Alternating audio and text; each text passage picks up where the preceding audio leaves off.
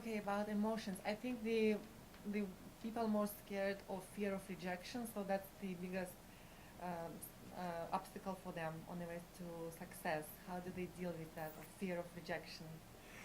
Well, when somebody is fearing rejection, the question you should be asking yourself if you fear rejection is, when I feel rejected, why does that bother me?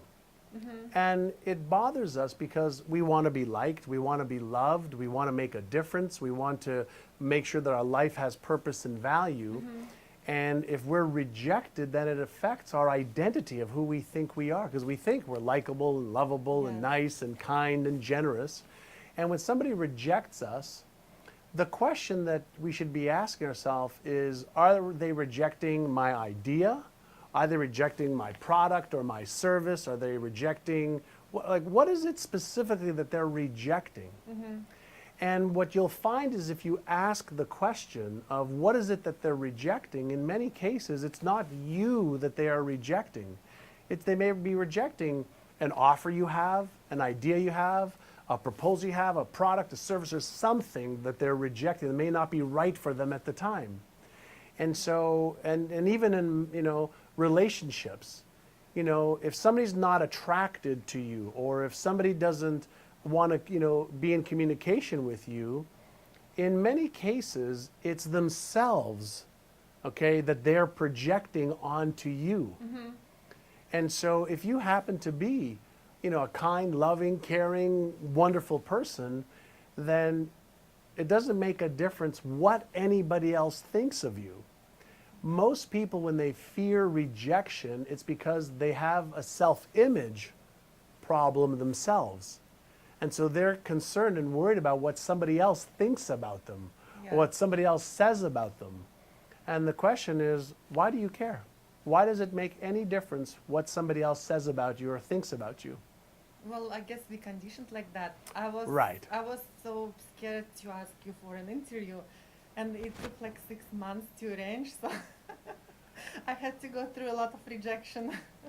Yeah, and guess what? And you did it, and here we are. Yes. And the rejection wasn't you or the Yeah. interview; it's my time. I know. You I know, know. it just Yeah.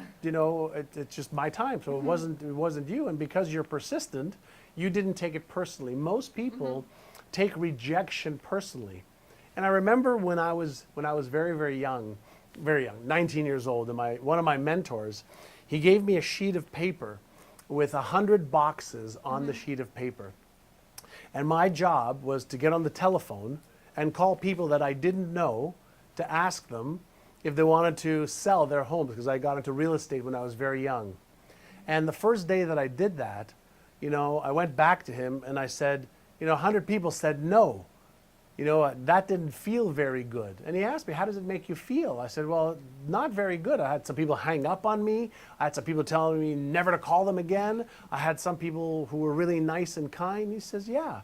He said, now what I want you to do is I want you to learn what to say when you speak to people. That was on day 2.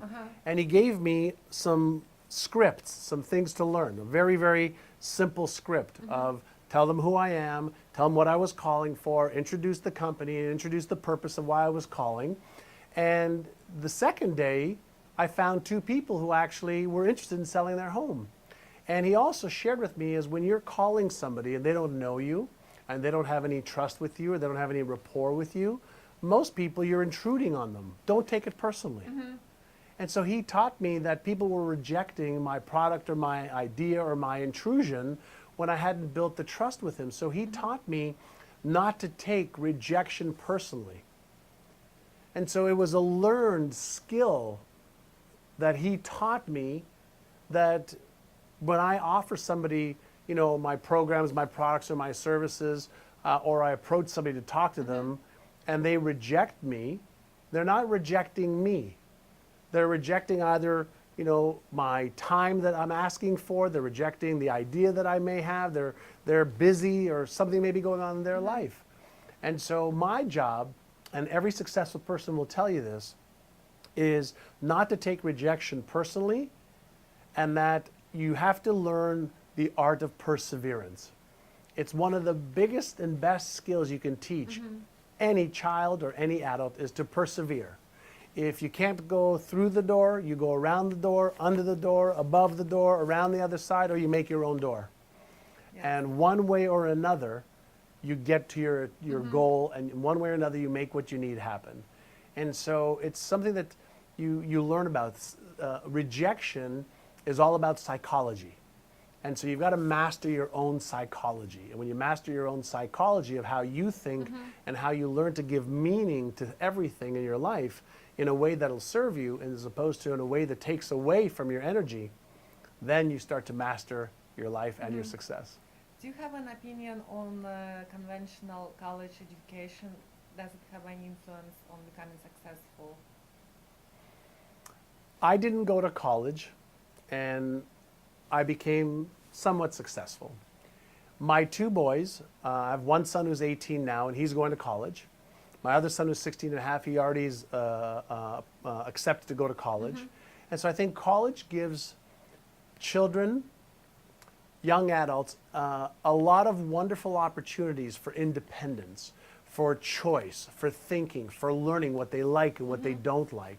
So I think college is an absolutely great environment to learn and to grow up.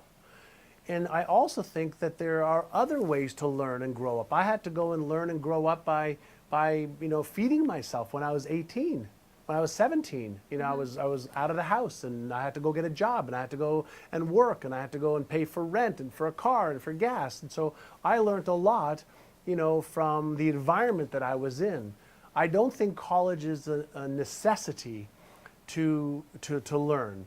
College is a great place that people can learn a lot, but so is going and being mentored by somebody that you have a passion for the business that they're in, or the service that they do. So college is one vehicle that you can use to learn and grow and to discover, who you are as a person.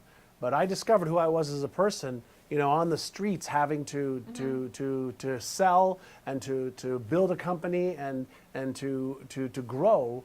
So my opinion is college is great, and it's not totally great for everybody. Okay.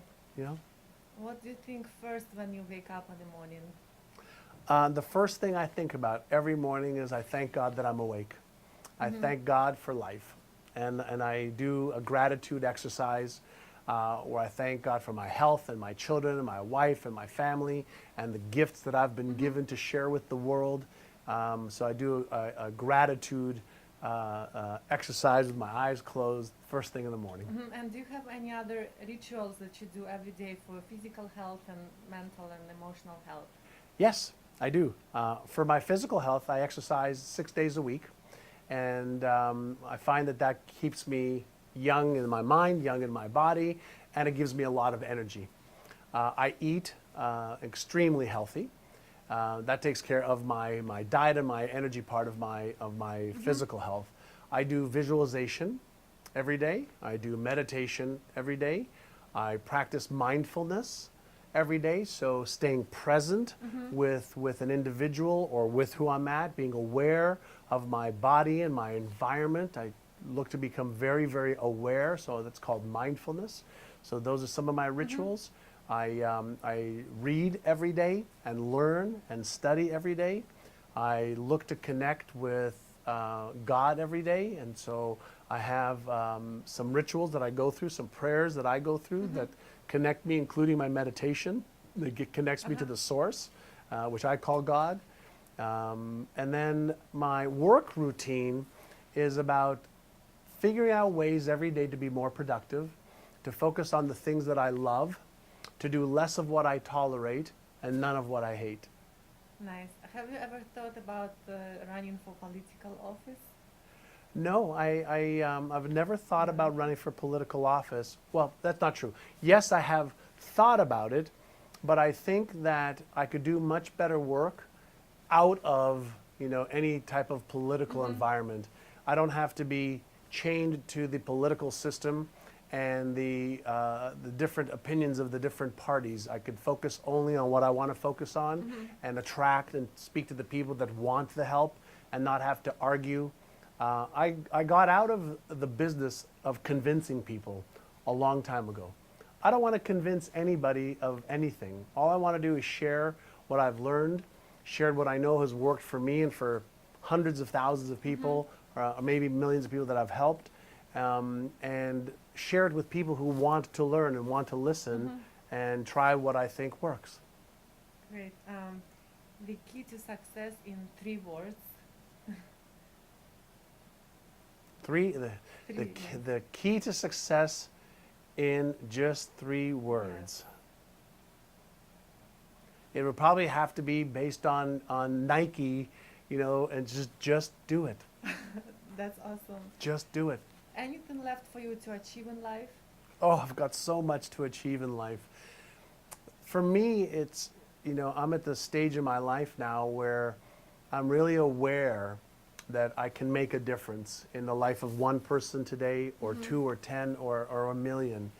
And so I have so much to achieve. I've spent millions of dollars of my own money learning and testing and finding the best answers for me.